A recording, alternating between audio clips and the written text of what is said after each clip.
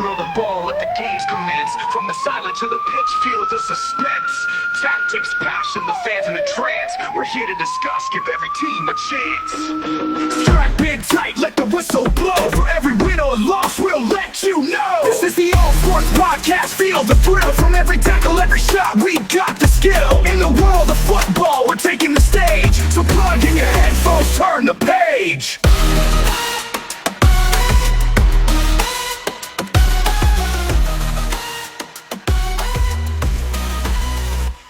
What's going on, everybody, and welcome back to the NFL segment of the All Sports Podcast. I'm Alejandro Rodriguez. This is episode 5, part 2. All right, Sunday Night Football. Let's dive on in. But before we do, at the making of this recording, I just saw breaking news. The New York Jets have decided to part ways with head coach Robert Saleh. Huge news for the Jets. I believe that under Robert Saleh, he has had 6 starting quarterbacks, and just want to wish him in his future endeavors. We will see what happens with the Jets. I will provide more information on the X. Follow us on NFL on X _. Again, that's NFL on X _. Now let's get back to these games that we're going to be talking about today. First game is the Arizona Cardinals taking on the San Francisco 49ers in a nail-biter of a game, with Arizona coming out on top 24-23. Kyler Murray's day started out with a 50-yard touchdown run while throwing for 195 yards in the air with the touchdown that was just mentioned, basically adding on to 82 yards rushing. James Conner led the team in rushing yards with 86, closely followed by Kyler Murray himself, which I mentioned did end in a touchdown, while Michael Wilson led the team in receiving yards with 78 yards total on the day. Rookie wide receiver Marvin Harrison Jr. tagged on 36 yards in the win as well. On the San Francisco side, Brock Purdy went 18 for 33, totaling out to 229 yards, with 1 touchdown and 1 interception.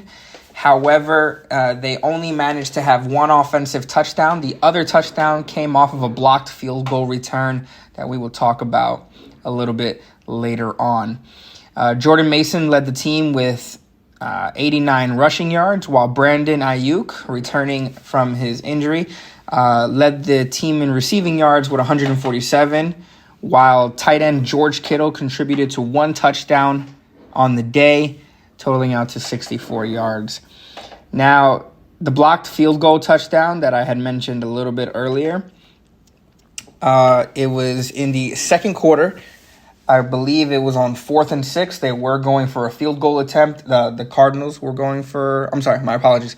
The 49ers were going for a field goal attempt when Diamador Lenore returned a 61-yard blocked field goal recovery, basically putting San Francisco up. I know I mentioned that San Francisco was the team that was going for the blocked field goal, but it was the Cardinals in retrospect.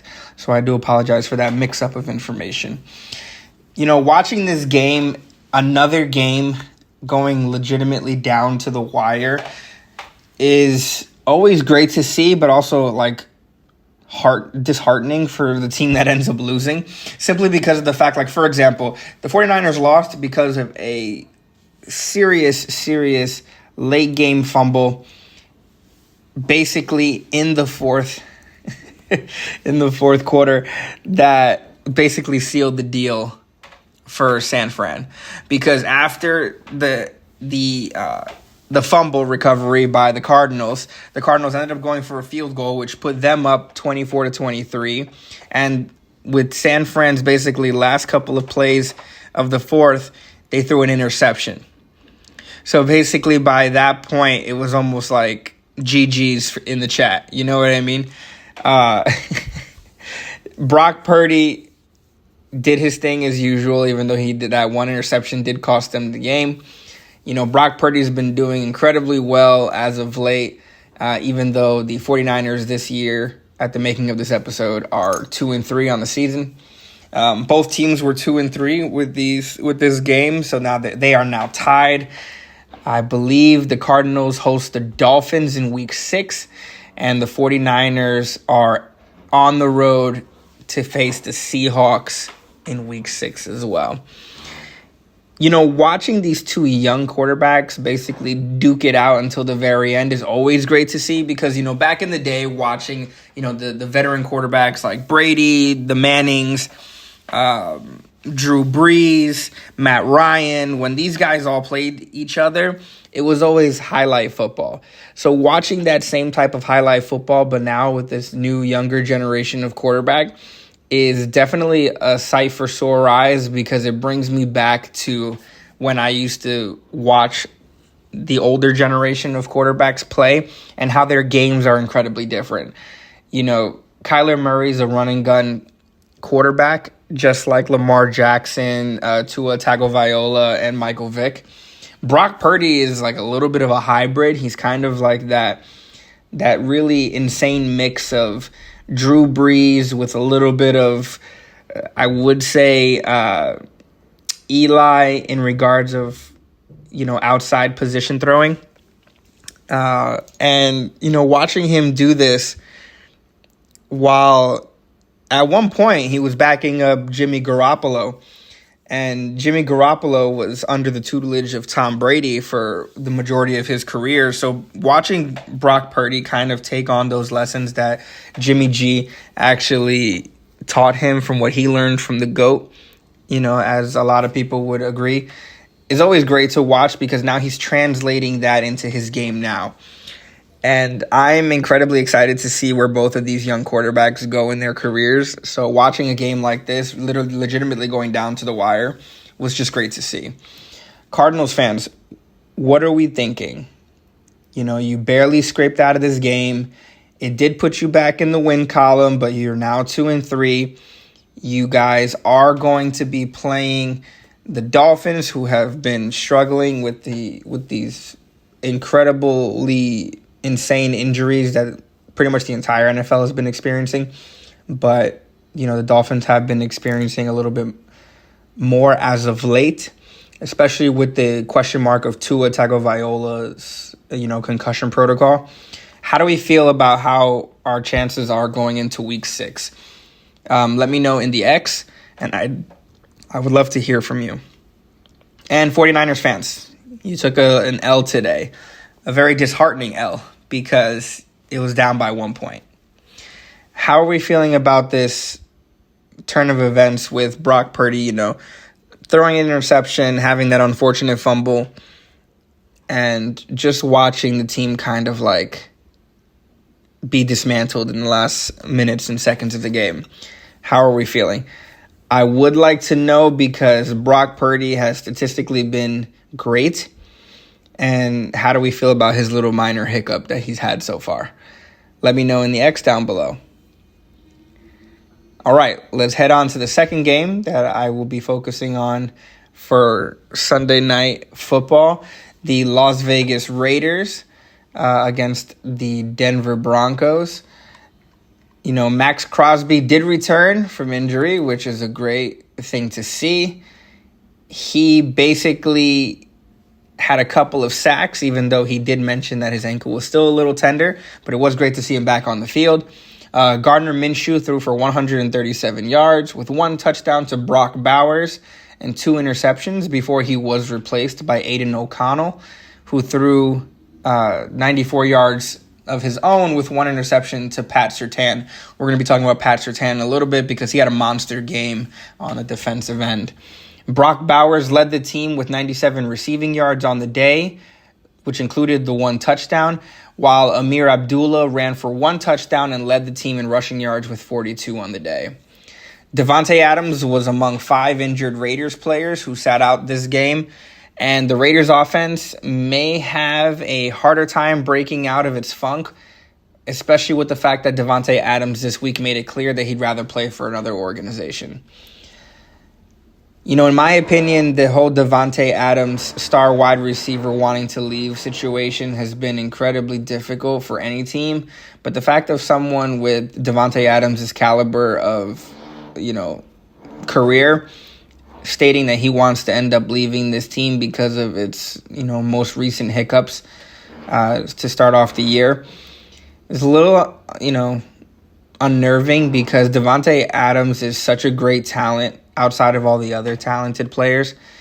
But Davante Adams has consistently shown throughout his career that he is who should be talked about as one of the best wide receivers in the game. And the fact that he wants to leave the Raiders is a little bit insane because it hasn't translated over into wins since he left Green Bay. And now it's all about a toss-up as to what team is going to play next. I will be going on the X to discuss possible teams that he would want to go for. Obviously, a lot of people have their own opinions, thinking he may want to go to the New York Jets, especially with the fact to reunite with Aaron Rodgers. Some people are saying that the Dallas Cowboys should go in and try and make a run at him. Some also has gone out of the blue and say that the Chiefs should make a run at Davante. But we will have to just sit back and see how the day goes when it comes to his decision to leave and what the Las Vegas Raiders will do with him. Now let's talk about the Denver Broncos. Rookie quarterback Bo Nix, who just came off of a victory over the Jets, had a breakout day, throwing for 206 yards and 2 touchdowns, while also breaking a franchise record. That franchise record is throwing to a record 11 players that basically secured the first win over the Raiders since December 29th, 2019.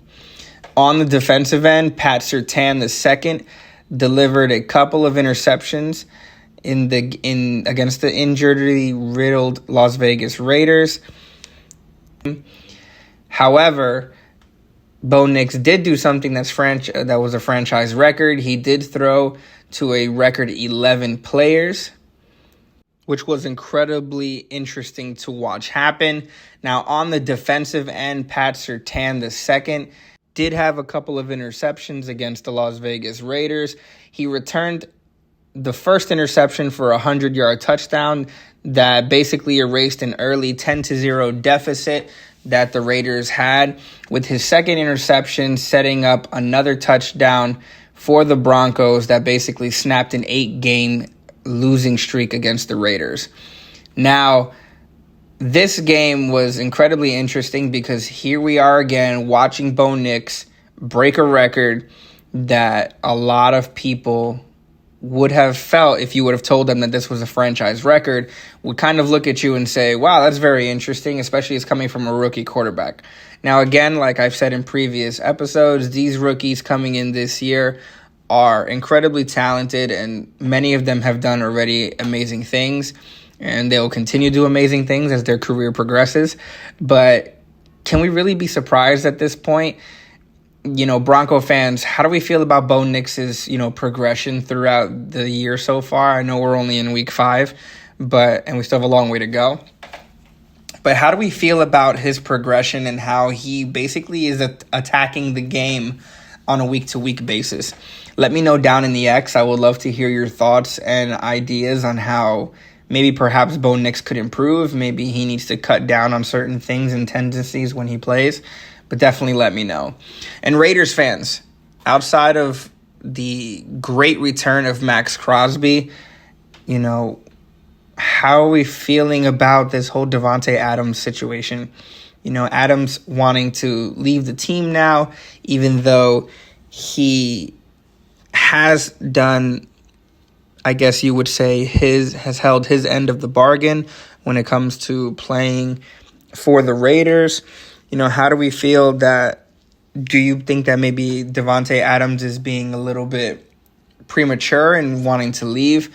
How are we feeling about Gardner Minshew? He has had a little bit of an up and down couple of weeks.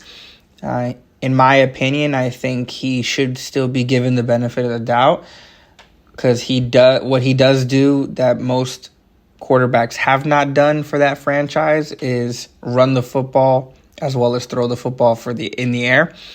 And I think he should be given a little bit more of I'd not say a leeway, but more of like an understanding as that he's just trying to do the best he can to help your team win. For the Raiders, you guys do play the Steelers next week, even though the Steelers did lose to the Dallas Cowboys in week 5. Your guys' defense has been impeccable. How do we feel about the Raiders' chance, guys? What do you think your team is going to do against the Steelers next week? Let me know in the X, and let's get that conversation started. For the Broncos, you do host the Los Angeles Chargers. The Chargers have been doing a little bit better than what I had anticipated, even though they did incredibly well last season. I believe they had the bye week this week, which is always a good thing, but, having a week off is always a little bit, tedious, especially with the fact that, you are going to be playing a team that's right now 2-2. But with you guys being 3-2, how do you guys feel about Bo Nix's opportunity against that Los Angeles Chargers defense? Let me know down in the X. Alrighty, guys. Like I mentioned in part 1, there is construction happening outside of my window as we speak. So if you hear the drilling noises, I do apologize. But let's get into the last two teams that played for the Sunday Night Football deep dive. We're going to be talking about the Colts and the Jaguars. Jaguars, you got your first win. How do you guys feel? I know right now it's a little bit intense because especially with the fact that you guys have had an unfortunately lackluster couple of weeks. You did take the win 37-34 with Trevor Lawrence throwing for 371 yards with 2 touchdowns on his 25th birthday, so happy birthday to you, sir. And basically, Jacksonville was put in a position for Cam Little's 49-yard field goal with 17 seconds left in the game to secure that victory. Now, Lawrence did end his 9-game losing streak as a starter. He did complete 28 of 34 passes, although he did throw his first interception of the season. He did connect with rookie wide receiver Brian Thomas Jr. for an 85-yard touchdown in the second quarter. And he also threw to Christian Kirk for 61 yards that set up another touchdown. So in the event that basically, these young guys maintain their production, you guys do have an opportunity to get yourself back into the plus 500 category. We still have a long season to go. With watching this game in particular, I was kind of specifically focusing on a couple of players. I did focus on Travis Etienne Jr., who has had a pretty good season so far. However, he was not the target for this game. That was given to Tank Bigsby, who led the team in rushing yards with 101, with 2 touchdowns on the day, while previously mentioned Brian Thomas Jr., who led the team in receiving yards with 122, received 1 touchdown, while his wide receiver counterpart, Brenton Strange, tagged on 1 touchdown as well. So, Jaguar fans, how are we feeling that, we're back into the win column. We have a win. But now you're 1-4. You guys are going to be traveling to London for the first ever back-to-back overseas game. The first against the Bears in week 6, and then you go play the Patriots in week 7. But how are we feeling going into that matchup against the Bears? The Bears also have been doing incredibly well. And barely scraping by in this last game. How do we have many concerns about your offense going into week 6? Are we confident in our defense for week 6? Let me know down in the X down below. Joe Flacco threw for 359 yards with 3 touchdowns. He also directed a 42 and a 45-second scoring drive to basically rally the Colts back, who were in a deficit of 14 points late in the game. The Colts scored 24 points in the fourth quarter, despite playing without quarterback Anthony Richardson, without running back Jonathan Taylor and without your starting center, Ryan Kelly. In total, they did rack up 447 yards and converted on 7 out of 14 third downs, basically providing more headaches for the new defensive coordinator, Ryan Neesland. The defense of the Indianapolis Colts has always intrigued me because I don't think I've ever seen you guys falter when it comes to your defense like that, to where people would say, oh, well, they basically crumbled, under the pressure. I mean, I recently have not seen many sacks coming from the Colts' defense. However, the fact that, this team has always been solely attributed to its offense, and especially drafting Anthony Richardson and then re-signing Jonathan Taylor, your offense intrigues me, but your defense intrigues me more.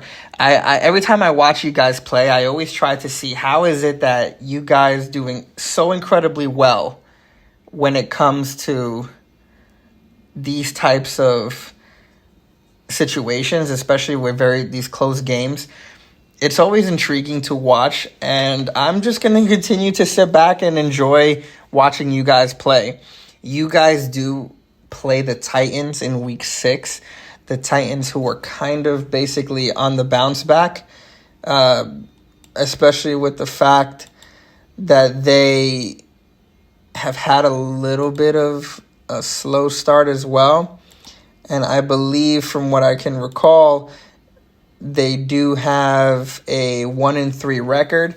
So with you guys going in to play them, how are we feeling about, your guys' chances against, the Titans?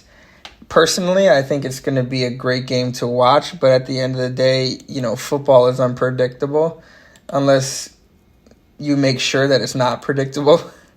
And you guys are now 2-3, right? You guys have an opportunity to play the Titans and go 3-3 and get yourself back to 500. So what do we think? Let me know in the X down below. So that is going to wrap up part 2 of episode 5. This is Sunday, the deep dive. I thoroughly enjoy speaking to you guys about the nuances about these games and the little intricacies of how the NFL season is shaping up to be. The distractions of the outside world are things that, out of my own control, but I get to control how I'm able to speak to the audience, to you guys, the fans, the listeners. Thank you all for your questions and your comments that I've seen as of late. Thank you so much for supporting us. Please go check out our other segments on the X. I cannot wait to talk to you guys. If I didn't mention it before, the handle for the NFL segment on X is NFL on X _. Again, that's NFL on X _. The X account for the podcast itself is all sports _pod. Again, that's all sports _pod. And I cannot wait to talk to you guys at the end of week 6. Later.